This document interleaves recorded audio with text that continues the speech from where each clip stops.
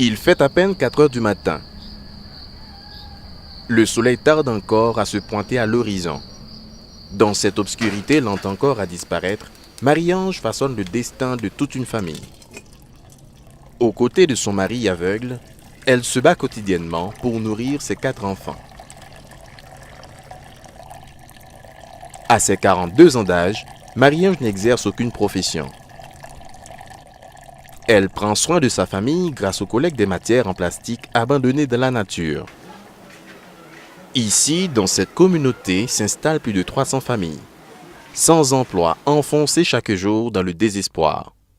Je me lève le matin, je me lève, je me balai, je me dis après ça, je me petit mounio, je bois un café, puis je me mets dessus, je accompagne à l'école là. En retour sur l'école là, je me tout mettre sac en bois, je prends ramasser plastique, je me peser dans le centre.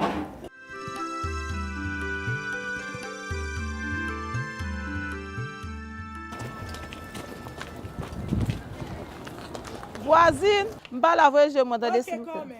Nous avons mangé, nous avons boire, nous faire des ordres. Je vais chercher à midi.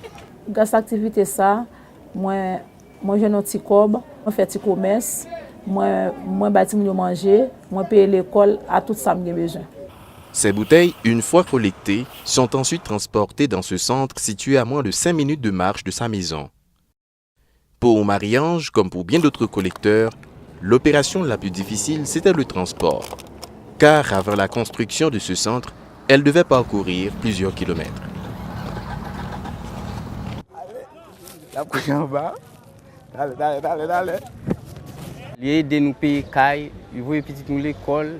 Tout ça nous avons besoin pour le moment qu'on y a ces petits galons qui nous pas l'autre business. Pour construire ce centre, il a fallu plusieurs rencontres entre les initiateurs du projet et les membres de la communauté qui eux-mêmes décident de l'endroit idéal où implanter ce bâtiment vert. Et pour mieux comprendre comment traiter ces déchets, ils ont suivi plusieurs séances de formation.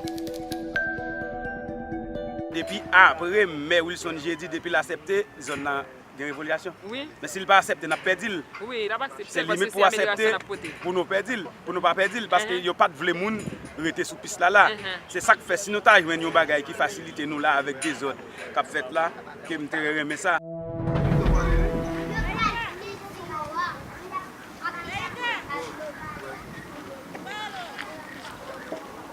La collecte de ces déchets, d'une part, leur garantit une source de revenus et d'autre part, favorise l'assainissement d'un environnement déjà fragilisé. Moi, quand petit, il faut que l'aille à l'école. Même qu'elle peut comparer pour l'aller à l'école, même penser mois d'octobre si bon Dieu veut, avec grâce activité ça qu'il a, pour nous travail, mois d'octobre si Dieu veut, si mettre la faire, non pas mourir pour me voir tout le monde à l'école. Auparavant, ces objets en plastique encombrants étaient tout simplement jetés au feu. Et ceci en plein air, une vraie source de pollution. Longtemps, les nappes préparées pour nous faire jardin, nous avons boulé plastique dans le fumier. Mais kounya, nous venons apprendre que ce n'est pas bon pour la santé. Kounya nous semble pour nous faire combat vert.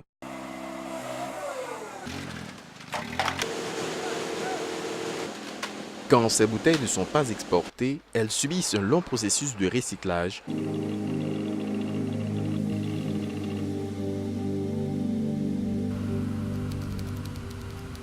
Avec plus d'une trentaine de centres installés dans plusieurs communautés de la région métropolitaine de Port-au-Prince, les opérations de collecte prennent une ampleur considérable.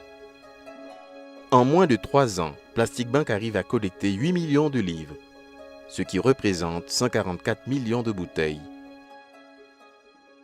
Avec le peu qu'ils gagnent dans cette activité, ils nourrissent l'espoir d'une vie meilleure.